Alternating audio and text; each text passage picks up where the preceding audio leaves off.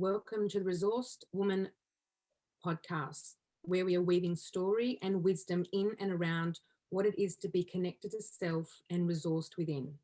I am Briony Montgomery, mama of four, body worker, coach, healer, teacher, writer, and founder of The Mother Way, a pathway of healing I have created for women who are ready to activate their power, healing their mother wound personally, culturally, and globally, resourcing themselves within and deeply rooting themselves in belonging.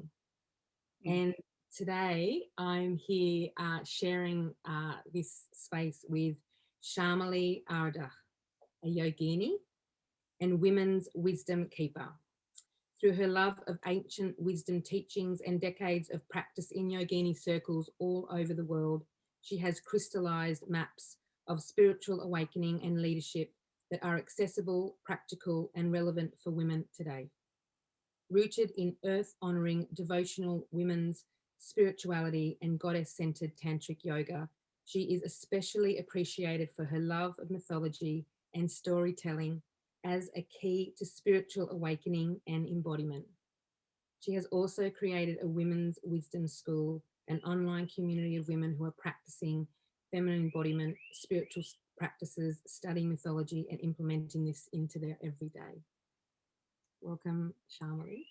Thank you so much. Thank you for having me. I want to first start by saying why I've invited Chameli to share the space with me today. And it takes me back on a little bit of a personal story to kind of bring it to the present moment.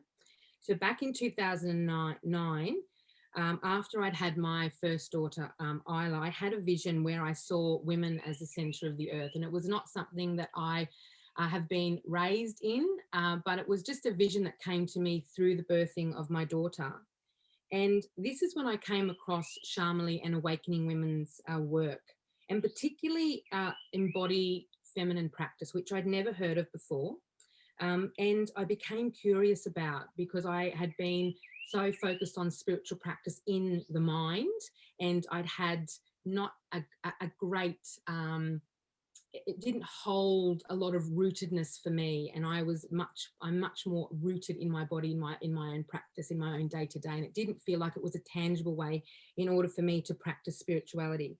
And these practices, once I started to move with the embodiment practices and Chameli and Awakening Women's teachings, I started to feel that they had such a profound, positive and transformational effect on my well-being as a woman and as a mother. And then I started to implement them into my daily practice. I adopted them quite quickly. But it wasn't until Chameli came to Australia in 2015 to hold a women's leadership training that things really opened up for me.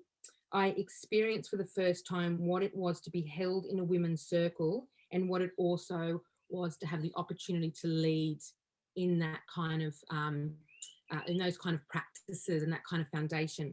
And I immediately felt as though I had found a pathway to further deepen my own practices in the world and in my work.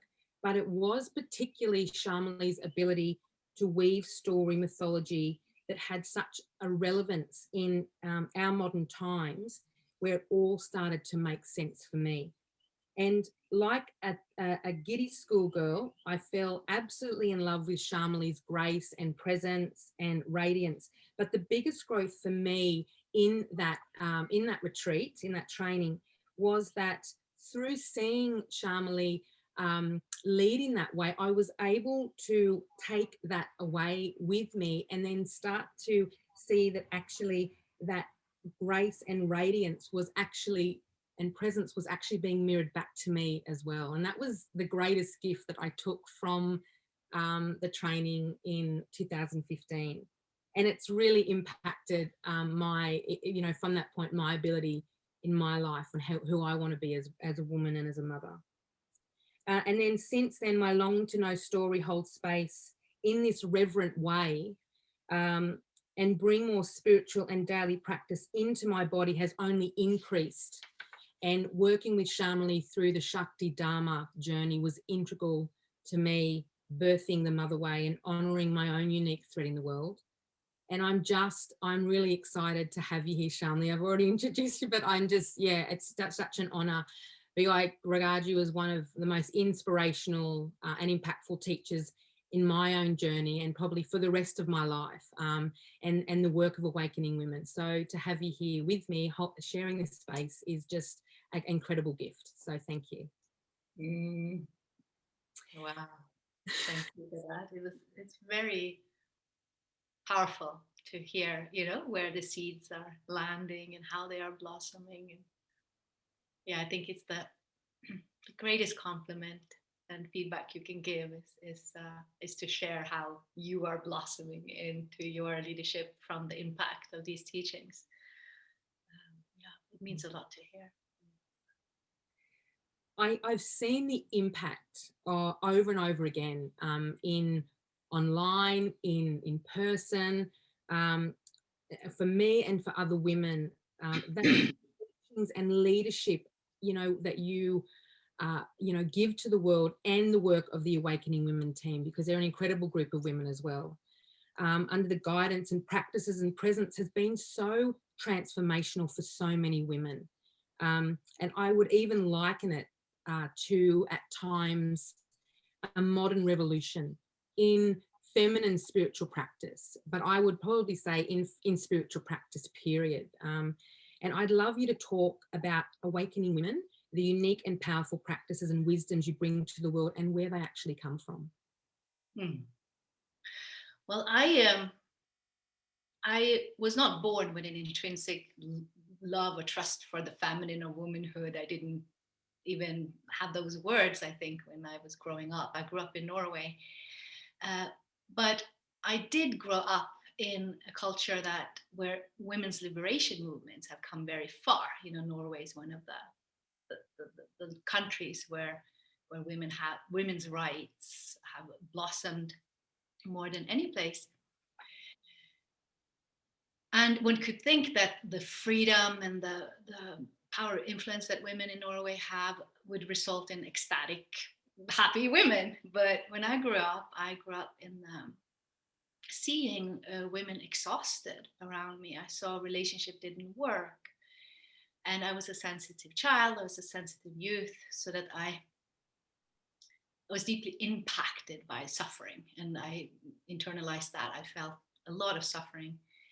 And it led me very quickly, like early, before I was 20, I started my spiritual search. I went to India, and I started to learn practices that somehow promised me that if I just meditated enough or did enough therapy, then I would kind of be able to escape the suffering. I would be able to escape the pain of human body, of human relationship, of the mess that I saw around me. And it was extremely attractive to me. I was like, yes, that's what I want. I want to get out of here. I want to not have to feel all of this. So I was a very ambitious student, and I was traveling on spiritual paths that was somehow that escape route out of here. And it led me to awakenings that was profound and life-changing. But I experienced that when I could have this experience of big love in my heart, or the stillness of presence, when I was in practice, when I had my eyes closed, or I was in formal meditation. But the moment I opened my eyes and I started to interact, and I had relationships and desires and deal with money and work, all of these things that a modern woman is dealing with, I felt as if I lost it. I lost the inner connection when I dealt with the outer. So it was like an experience of two different worlds. It was a split. The moment I started to interact in relationship, particularly, I saw the patterns of my parents and all these patterns taking over. And I did not know how to bridge this split. And that's when I realized that, all of these practices were made for men, by men, and most often men in monasteries. So they didn't have to deal with the child with the flu, or money, or sexuality, and all of these things. They were renouncing it. So I saw that, there's a whole another set of practices needed for us to not only have a spiritual experience, but to live it, to embody it, to give it, to be an instrument of that inner space and love. And that was what ignited me and brought me to the woman's circle. And so the project was really to see, okay, how does this presence and love that I experience in my spiritual practice, how does it want to express itself through this form? Like it feels like the inner presence and being is timeless and genderless. And nevertheless, the way it expresses itself today, right now, is through this form as a woman in a Western context, with the challenges and strengths that implies. So the project in a women's circle is to really leave all the shoulds and shoulds that we have learned from spiritual traditions that majority were created by men. Not that to say that the wisdom is not important. It's just that the embodiment of that wisdom that's where we are kind of pioneers exploring. And that may look very different than in the book. That's actually books. That's at least is my experience. And we don't have so many role models of that, what that look like. And it's not that it looks like one specific thing. It's more of it's more like a striptease, taking away all the borrowed clothes and ideas of how we think spiritual maturity should look like, and to stay loyal to how it is actually expressing itself right now through us.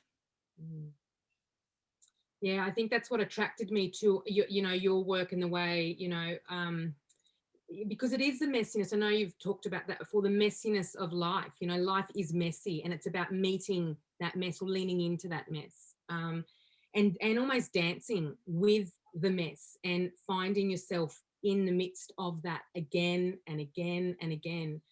And what I love about what you're doing in the world and what Awakening Women is that you are pioneering, a new way, a revolutionary way for women who have this like this longing that they want to be reclaimed, they want to be resourced, they know they have everything in them, and that's right. I don't feel there's a lot of role models doing that either in the world.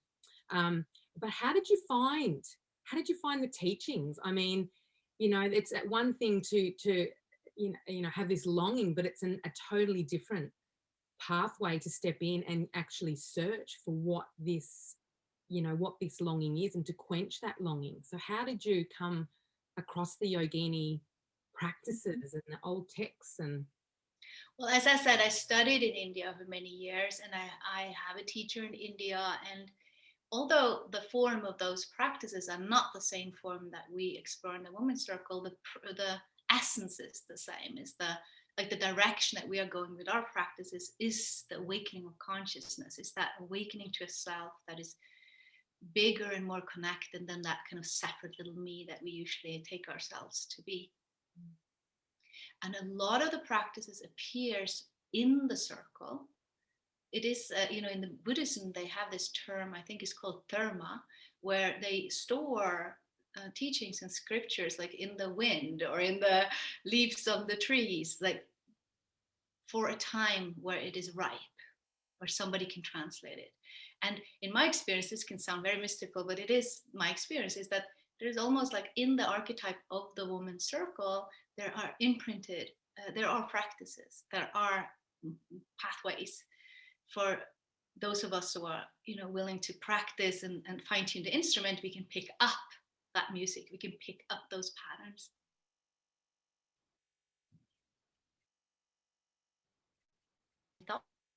That has really been a very powerful portal for us. And we see that in the mythology, there are codes and pathways for us that are stored and kept alive and passed on from generation to generation. Patterns that are not only humans, like, in many spiritual paths, you see the symbol of the labyrinth or the mandala, but you see those patterns also in the seashell or in the way nature moves. So we are made of that which we long for. And, you know, all around us, nature, our bodies, all of this is designed along the same patterns, and we can follow those patterns back to source, back to essence, back to that more resourced place where we know our place in the big cycle of life. Mm. Mm. And so I'm a passionate student of all scriptures, of Buddhism and Tantric Hinduism and mythology from all over the world.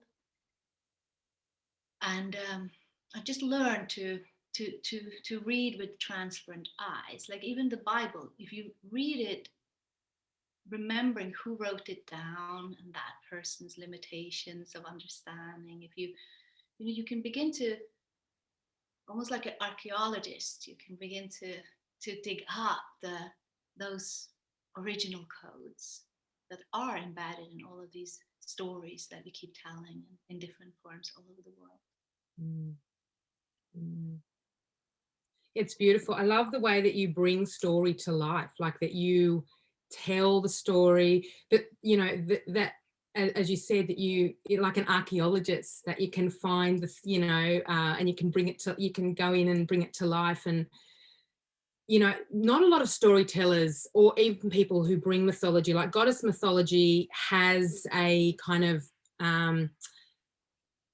you know, like a mask, a kind of an expectation, a kind of an essence in our modern time, that it's a bit fluffy and that there's not some substance there. But when I'm listening and you're sharing, you know, a goddess mythology, it just feels so relevant and so timely for these times. And I just love that, you know, that you can bring and deliver that kind of mythology in a more rooted sense and very practical sense of how we can use it in our everyday. Is it something you've always loved, story and mythology? Was the goddess scriptures something that you came to later on, or did you start there, or did you start, you know, with religious scriptures, or how do you learn? I suppose what I'm asking, how do you learn to discern between what's the truth, what's the thread, what's the, you know, what's the truth in all the different versions of all the different mythologies, you know, because there are so many different versions. So that's probably what I'm more specifically asking, is how do you discern? What I have discovered is that there is like when I speak about these patterns that these stories are following, there can be different stories and different content of the stories, but you can recognize some of the patterns. And those patterns,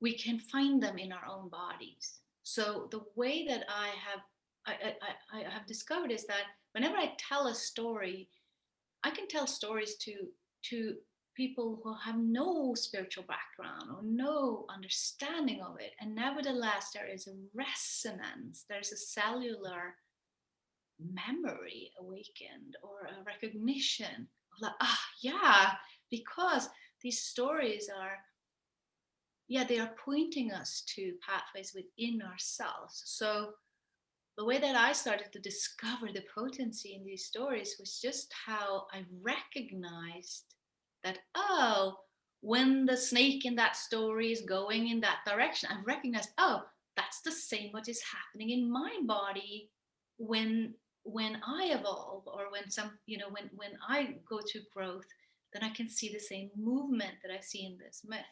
So there was this linking it to the inner experience, and from there beginning to see that the stories are also telling about outer, like historical events or dynamics in social, in larger social context. And I begin to see, but those are the same patterns that I recognize inside myself. And this way the mythology are kind of weaving us into this holistic sense of self. We begin to see that what's happening inside me is directly reflected in the way I create my world outside, and vice versa, that we are not separate from anything. So it was that resonance, I think, that really, I can feel it when I find a story. Like I recognize, oh, and what I look for is the practices. It's like, oh, I see the practice here. Oh, I see. Oh, this is the inner dynamic of this story. And I think that's why it's become so directly relevant to each woman, and in unique ways. Each one of us have a different way of hearing the story. And that's also the beautiful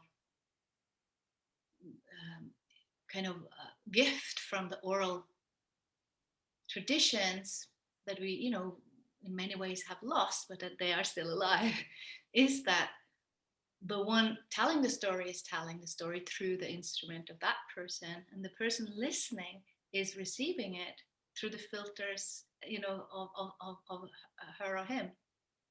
And this is, in the tantric yoga, is a beautiful notion that a story is true only when it has gone through that process. That the truth is not the one speaking. The truth is the seeds that are landing in everybody's hearts, and kind of accumulation of that receptivity is the truth. So that kind of breaks that expectation we have that something is true if you write it down and it's fixed, then it's true. But here we approach it in a different way. It's that the story that is explored in this way is mirroring how life is evolving all the time, how Goddess is, how Shakti is a change. It is dynamic, it is alive, it is creative, and it's hard to define that because it's so changing. But that's the stories are a way for us to do that. Just as like dances, also art can be true. Like a poem can be true in a deeper way than a fact. In a different way. Yeah. I know from my my experience with the mythology, is that my children, and I'll be having, my children know about Kali and Durga and Anana, and even the lady at the local coffee shop knows about Anana, because like it's just, it does, it ignites something, a knowing deep within that I never even knew was there, or have never experienced in the same way with other teachings, that it has ignited a memory, a cellular memory. And so, yeah, I love that. Yeah, it is. It's how it lands in the other person. And then the thread of the story then starts to sew into a wider community. When you become, intimate with the story, you want to share it. You're embodying it. You're walking with it. It's in your, in your vibration. Yeah, it's extraordinary. Yeah, I can see how that ripples out. So yeah, I got little Kali lovers around here. I've got a big campaign for loving Kali Ma in my life, and so yeah, it's amazing. I'm going to talk a little bit about the Wisdom School, which I'm actually a student of, and this year you opened the Wisdom School. I mean, it's a crazy period globally, but you managed to open the Wisdom School. And I know that you had a longing for that back in 2009, because I remember when I was first kind of starting with my work, that I remember being kind of seeing that, made available and kind of starting to birth. And so it's so wonderful to see that it's now fully birthed into the world and arriving at a time in the world that's just, everything's, all the systems are dismantling. There's lots of people in a space of fear and scarcity, and all their external resources that they held so true and right is now all starting to break down. And it's such a great resource, the Wisdom School, for practice, and it's a supportive place. And I know that I can see it starting to grow, and I know it had little like in every new birthing, you know, like the baby birthing, and but you've helped, like it's been incredible supportive, and you've all navigated it so wonderfully, and it's just growing and flourishing in such a supportive place. Can you talk about the Wisdom School and how you keep yourself rooted into your own resources, into source for yourself and into your deep knowing with navigating, you know, birthing at this time, you know, something so extraordinary? Yes.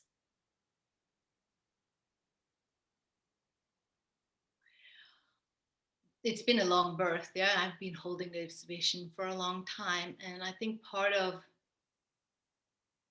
the process, that part of the thing, the fruits of my own practice that I bring to that process is the willingness to wait and listen, wait and listen, wait and listen, which you are also modeling so much. Yeah, you've been in this listening process so over the years, and it takes a lot of patience because there's little support in that kind of waiting for timing, you know. Like I just know that there are rhythms happening in the universe all the time. Yeah, we are evolving.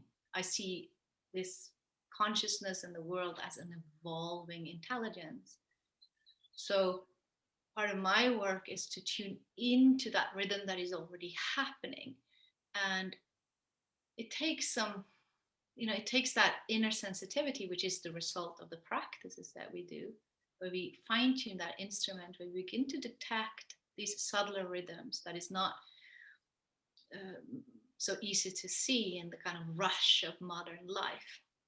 But in the rush of modern life, if we only create from that realm, which we sometimes do too, but if we only do that, yeah, we don't have our, you know, the offering or the work doesn't have those deep roots. It becomes just a thing, you know, we do another distraction. So for me, my project in this lifetime is really that what I offer and give has to be rooted in that rhythm of evolution itself. And that doesn't always move according to plan. So, so it takes a lot of patience and trust that it will come. And it's not been easy, but finally it is here. And now, you know, just using the metaphor of childbirth, yes, it's birthed, but now we have a toddler, which also takes a lot of energy, and to figure out who this being is, what this school wants to be. It's a constant kind of tuning in and listening. Just like when you have a toddler, you can't really let go. It's like full on all the time. You have to let them be free to evolve into their own being, but they need guidance. Yeah, you have to be there at any moment. So it's been an intense year for everyone, and for us for us as well, for sure. But that tuning into the deeper rhythm, what happens when you catch it, it's like you catch the surf wave. Yeah, you catch the big wave. And so once you are on the wave, you are also supported, because you know you are tuning into a rhythm that is already wants to happen. So this is the way that we try to create, so that we don't spend unnecessary energy, or have all this effort you have to do in order to push the wave or resist the wave, which we all know the pain of. And the only way we learn the difference, to know what is the wave. Yeah, what is the wave? I have many impulses all the time, and sometimes I jump on them too quickly, and I just kind of find myself, you know, splash down on my belly in the sand. And you know, it was not the big wave, it was just a fancy idea. And then also I have seen waves come and I freeze in fear, or no, it's not the time, or I don't have it, and then the wave leaves without me, which is also painful. That many of us know that pain. But the good thing is that it's, you know, our universe is wave. It's that is what it is. Its nature is waves, so it will come again. And I know that in the Shakti Dharma course that you run generally every year, but last year when I was, it was an explosion for me, because the way that it was created, the pathway was that you were really encouraged to step into your own unique thread, like who you were, like to really explore that inner, and not be kind of dazzled by other things and other expressions and other offerings in the world, that to really get really clear with your own journey and who you are and your own fine essence. And is that what you mean by, when the way, getting on the front of the wave and knowing what's yours, or falling splat? I know that very well. Yes. It is, it's part of it for sure. It's part of it. That's also, as I sometimes, I actually have been reflecting upon this lately, because I have found myself this year like more stressed, more exhausted, more drained than I remember that I've felt. And of course, I know there's a lot of things happening in the world. I've been holding, we also have a big, company, and to navigate through a pandemic has been, it's been a lot. But what I spoke to my mentor the other day, and what I really discovered was that, whenever I am in connection with that thread of, it's, in one way I describe it as like, it's my agreement with the universe. It's like the assignment I came in with. And it's not, when I say assignment I came in with, many of us go immediately to this pressure that, oh my God, I'm wasting my life and I'm not living the assignment I came with. Yeah. But it's different than that. It is deeper than any form it takes. It is a place of intimacy with only me and universe. We know that place. It's like that place I will be alone when my body dies. Yeah, nobody can come with me there. It's that's the place that we go to when we find our, what we are here to live. And for some of us, that is to let go of some grandiose expectations of who we should be, or all the borrowed ideas of who we should be. For some, it is to step into a bigger version of oneself. And for some, it's just like, to really honor that, in my whole life I've been called to the garden, and to then see that I can, like, if I take that for granted or not honor that calling, I call it guarding. Like, if I'm not guarding that seed, nobody will, because that's what's given to me in my heart, is the longing to be in the garden, or the longing to, for me, it's to be the longing to be with Goddess. And many voices will say that, well, that's nothing. Like, in our world, that's not something we value. Yeah, that's like not important. But if the universe has given you that love, that which brings your heart to life,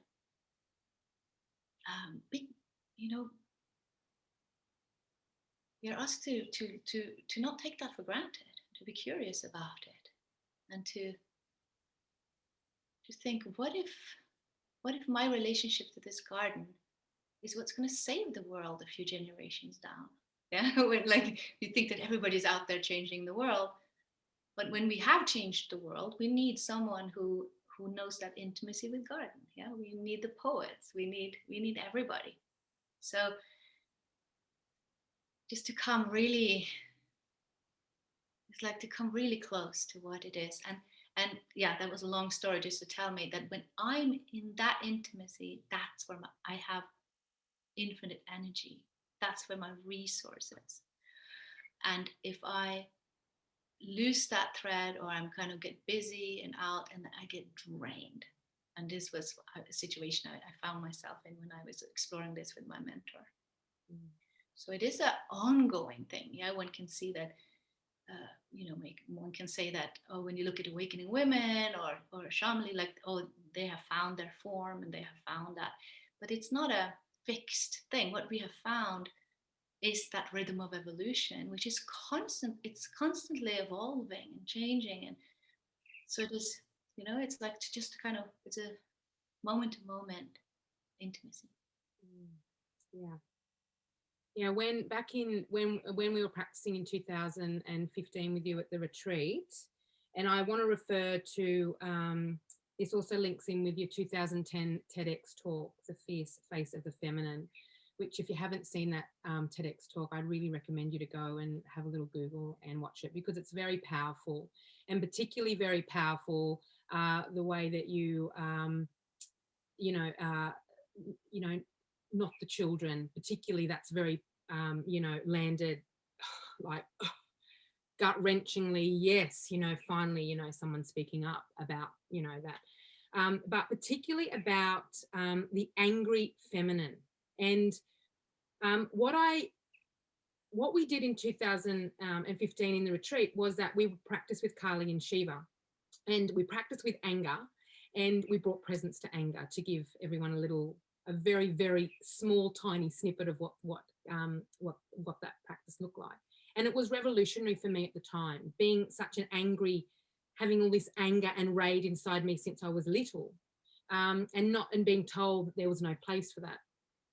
What I found was it was extraordinarily freeing, finally, all the shame, all the fear, of being stuck in the anger or never coming back was transformed in that moment. And you spoke about that in your TEDx talk. And what I found since that talk is that working with my own anger and using that as a resource, instead of something to be afraid or ashamed of or pushed in the dark, but actually using that and seeing that as a passion and a creativity and something that I'm intimate with, like it's part of the intimacy, like you spoke about with that place within, that the thread that's just yours, your place, that you go to, and that when your body leaves the earth, and then that's where, that's the place that you'll be. I would love you to talk more about anger and its power, because it was very revolutionary for me with birthing my own work, because once I brought it in and I said, oh, you're actually not as bad as what I thought you were, it really, my passion, all of a suddenly the flame was ignited. I'm like, wow, where did you come from? And and I remember speaking even to Melanie Dewberry about it at the time, and saying, I'm just wondering if I'm going to burn out, because I've never felt this fire. And that was 6 months ago, and it's still alight. And so I'm like, wow, it's an alchemization of anger. And so I'd love you to speak to anger in the context of spiritual practice, and how it can be medicine in your experience and your work. Wow, it's so powerful the way you speak about how it ignited passion and fire, and yeah, it's in the spiritual map that we are navigating by, and also just what quantum physics speaks about, is that everything is energy. Everything is made of energy. It's waves and particles. And so the way we speak about feelings in our practice is that they are energy. And we focus on feeling in our practice because feelings are the place where we often get lost, either in resisting and have ideas that they should not be there, or we overindulge and get lost in these dramas. And most spiritual maps will just kind of show you pathways of how to control it, or how to move beyond it, to transcend it, as if it is a problem to be fixed. But if we remember that everything is energy, what we do when we suppress this is that we suppress part of our life force energy. It gets placed down into the basement, where it has its own life, where it just runs around unconsciously. So anger is strong energy, and strong energy is hard to stay awake with. It's hard to stay conscious when it comes, Many of us feel that it takes over.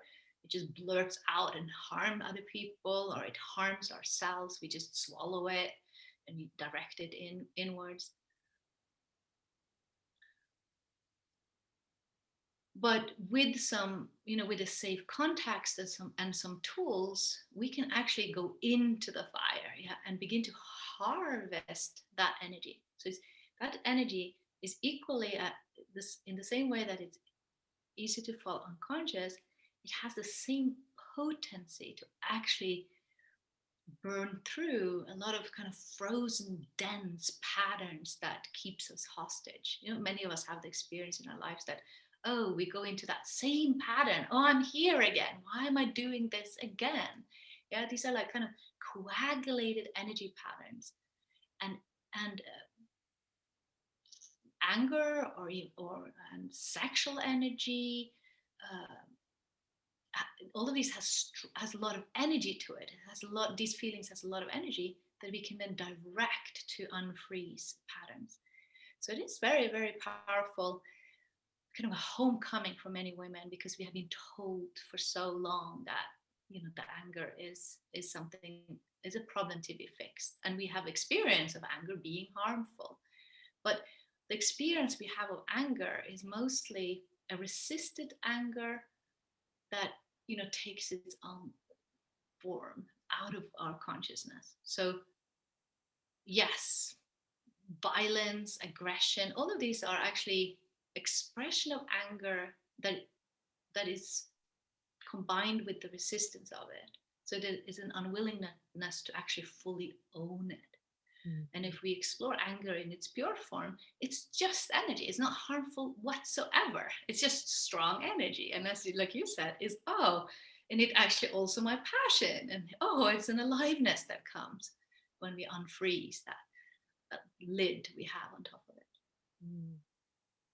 Yeah, it's extraordinary. And it's really with boundaries as well. Like, you can get really clear with boundaries and really clear about who you are and really resource unbridled, like completely free in that expression of yourself when you're rooted into that energy, not to be afraid of, of burning yourself up from the inside out. You become a force to actually, in your day to day, to be reckoned with. People can see the fire, and it's extremely liberating. So, yeah, my husband can attest to that, I can tell you. I would love, I know you've spoken a little bit about, you've spoken a little about your story in the past. Was there ever an aha moment, or a moment where you just knew, I have to start to resource myself within who I am if I'm going to live, fully and who I want to be in the world? I have to resource within. So was there a moment, or was it an unfolding for you in how you came into, this way of being, of vibrating in the world? Well, it was yes, it's been an evolving journey that I can trace it back from I was a child. I can see the thread already then was guiding me all through different sufferings and initiations, and also to my spiritual practice for many, many years. And then there came also a moment where this was actually 9/11, when the airplane hit Manhattan, this terrorist attack on Manhattan. And I was in Norway at that time. But that was a pivotal moment for me, because there was something happened where I realized that here we see this tremendous destruction and war in the world. And it became like a mirror for me in my personal life, where I saw that here I am traveling to India, have all these realizations and meditate and experiences of unconditional love. And then, but in the mirror of the war in the world, I saw the war that I was still playing out in my relationship at the time. And that was when I was acutely aware of the split between here I am having my whole spiritual persona, but not really. You see, it was like nice, almost like a nice thing. But and at the same time, these patterns were running my life. And at that time, there was warfare in my relationship, with manipulation, withholding, all this stuff going on. And it was embarrassing to fully admit it, to come really to reckon with that and to see that this is the reality. But that pain and embarrassment led me to, like, it really crystallized into a commitment. And it was a commitment deeper than a decision. It was like this kind of realization of what really matters to me. And what really matters to me is not to escape out of here. Actually, what that longing in my heart, since I was a little child, got kind of kidnapped into those spiritual ideas of transcendence. But when I paused in that moment, I could really see that no, what I'm longing for is to be more here, to really to be here. And I didn't know how to do that, because everything I was doing was just repeating patterns, and my presence was not here. So that was a shift in my life, really.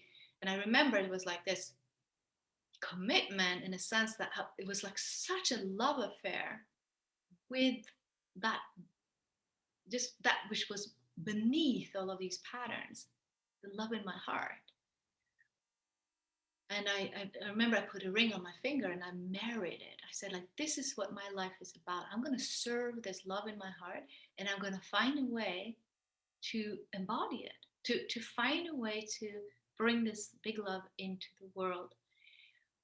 And I know, and it was like, even if I'm going to fail for the rest of my life doing that, that's going to be a glorious failure. That's what I want to do.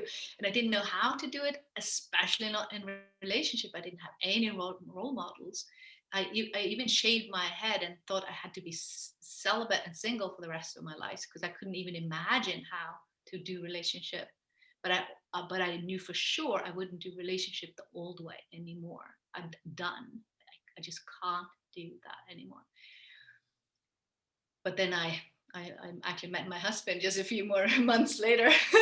But he was in a similar place, and we built a marriage out of that, where we married not to each other but to love.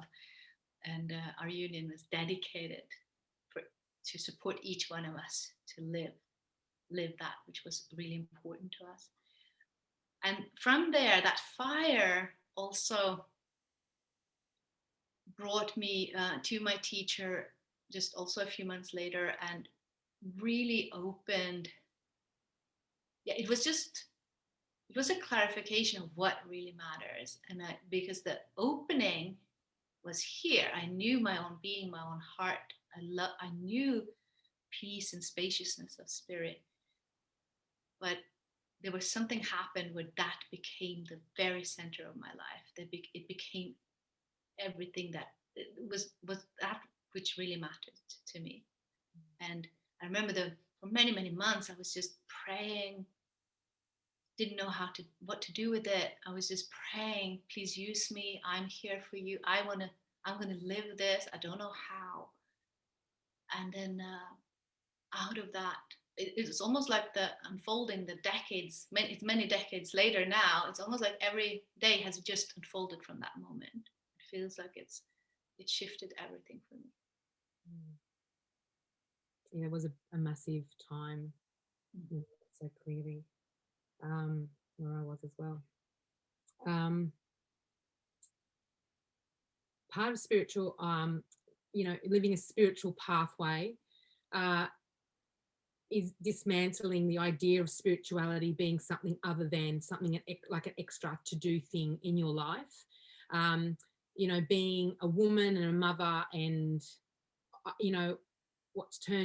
what had me dancing with spirituality for a long time instead of immersing myself was this thing that was an extra thing to do in my life. And as you explained at the beginning of our conversation, that it is more of a part of your day to day. It's a part of who you are. And how do you, because I think that's really important, because in this modern, where we are right now, there is a construct of what spiritual spirituality is, and it's all like this Zen meditating on the mountain kind of, not being angry, kind of this perfect, kind of that good girl, that good spiritual person.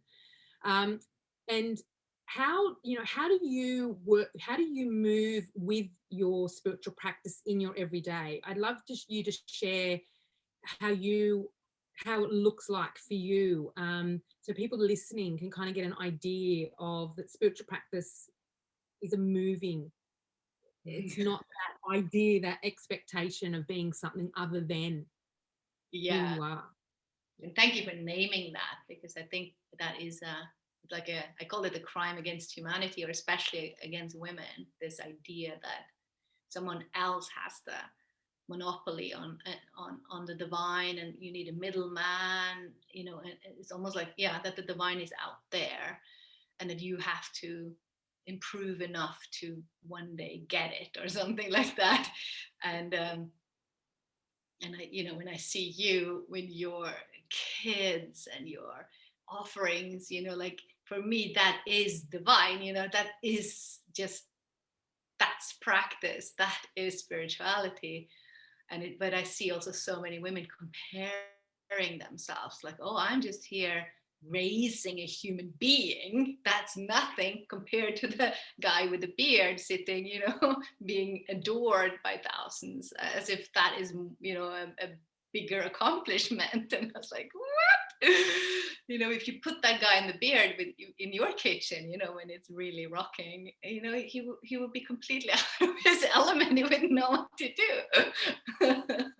I've seen many gurus actually in their, out of their elements. And so that's also something that I'm advocating, just, to mirror back to women, that what you are doing is the essence of life. When you're raising children, what happened that made us see that as less holy or less spiritual work? That is, it's a distortion, really. A result of the principles we have built up of modern life, that left out the mother, that left out goddess, that left out life. Life is not the center of our values anymore. So, yes. So, my spiritual practice, I am, my spiritual practice is also my work. I am guiding retreats and teachings and practicing together with women regularly. And so my practice shifts with that. But something that I do every morning, that I just do, I've been doing for many, many, many, many years. And that is just, I start the morning just with the lighting candle and lighting some incense. If I have it, maybe I don't have it that morning, but if I have it, and then I have a goddess altar, and I just take a moment there. And for me, I have many goddess altars.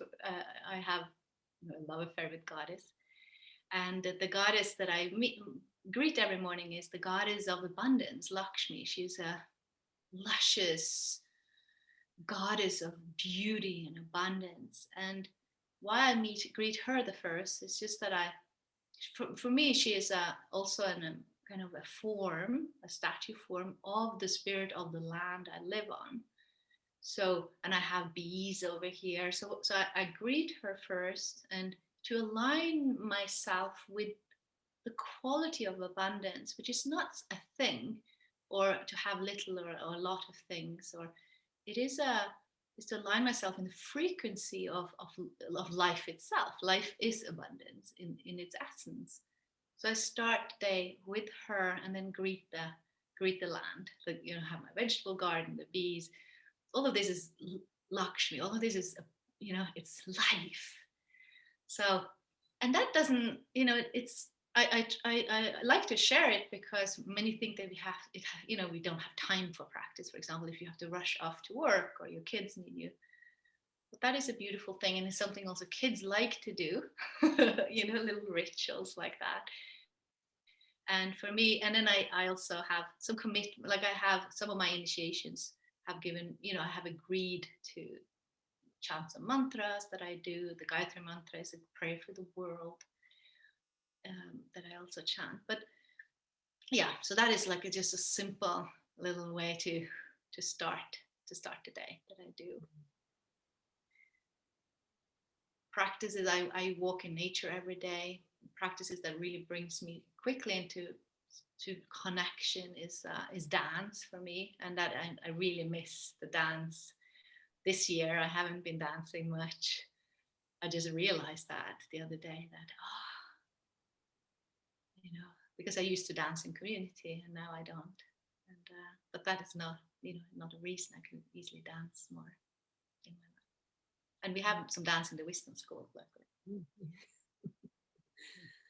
Yeah, we do have dance in the wisdom school. Yeah, incredible dance. I'd like to just ask you, I mean, I could keep asking you questions, Chameli. I just, there's such a, it's just such love. It's so nice to speak with you, but in particularly about a way of spirituality that really resonates or really has a place for every woman, everybody, really. You can even translate that into for men as well, that to dismantle the old structures and fall back almost in who you are, and bring just your essence, your intention into everything that you're doing, even in the times that you fall flat on your face, which you do often, like I do often with my children, and often we joke about that, or or there's a reference, but that intention practice in each step of bringing your essence through, and starting with that resourced, that sense of who you are right down in the depths of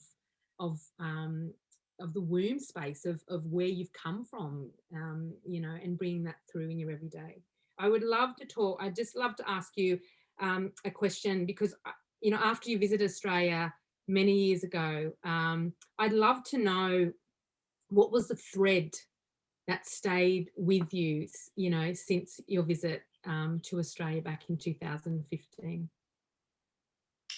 I remember landing in Australia and I was so in awe of the land. It's such a unique place because it is an island, so you have this very ancient species, you have this very ancient forests. And for me, there was something awakening in my body. We were in the rainforest, or it's called the bush. And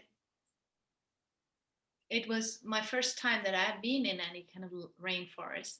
Since then, I have been in more, and I have a longing to go back, because the forest and the bush and the land was just awakening memory in me in a way that I hadn't experienced before. In that way, it was very, very, very strong. It was interesting because I went to Bali right after, and everybody said speak about Bali, so fantastic. And Bali was nice and beautiful, but it was nothing like, I had a crush on Australia. It was like a lover that I had a crush on. It impacted me so deeply. Beautiful. Thank you for sharing. I'd love to see you back in Australia at some point. Who knows, with the new world that's unfolding, about where things will land and how things will unfold. Yeah. I know. I thought about that the other day too. Wow. Who knows? Yeah. The revolution of what is, the cusp of, I know you've spoken about that before, that you never thought you'd be alive to see this revolution that's happening right now. And that excited me, because I felt it for many years coming in. I'm like, reading the energy, going, why is this?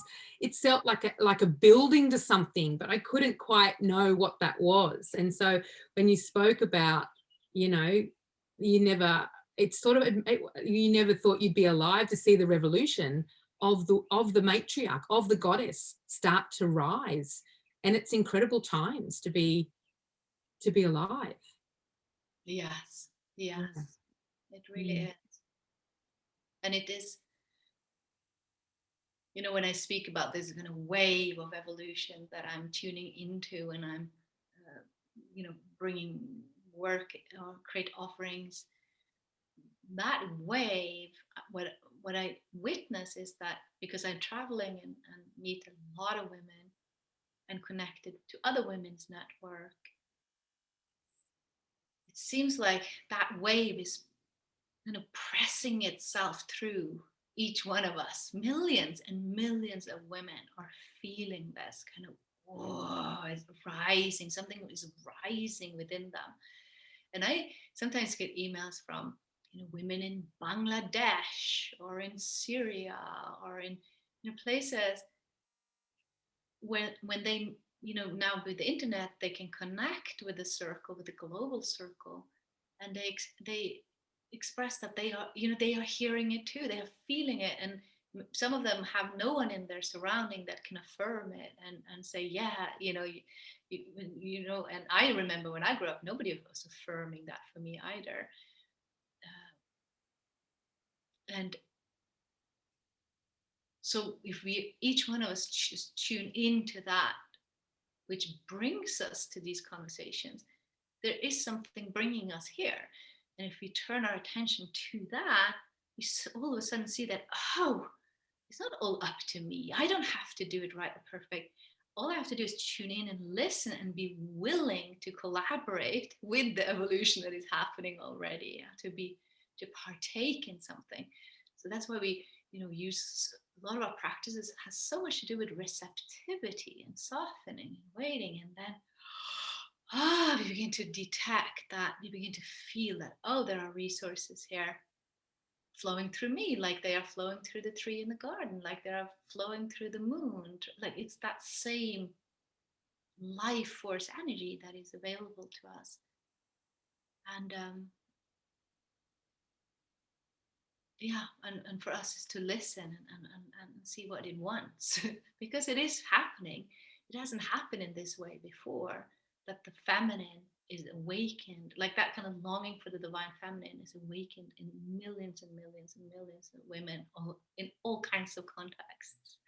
Mm-hmm. It's quite remarkable to be part of. And we may not see what the blossoming of this in our lifetime, like our work is just to do what is here and to listen and follow what is here for each one of us, and then keep the torch alive, for our daughters' daughters. It's like the feminine has just kind of spoken to it, like and said, stand up. It's time. Stand up. Let's mobilize here. That sort of that. Let's get up, and we need to start to support, everyone, the other women who are doing this work. Let's start bringing our own piece to the, to the matrix of what this is. It's incredible, yeah.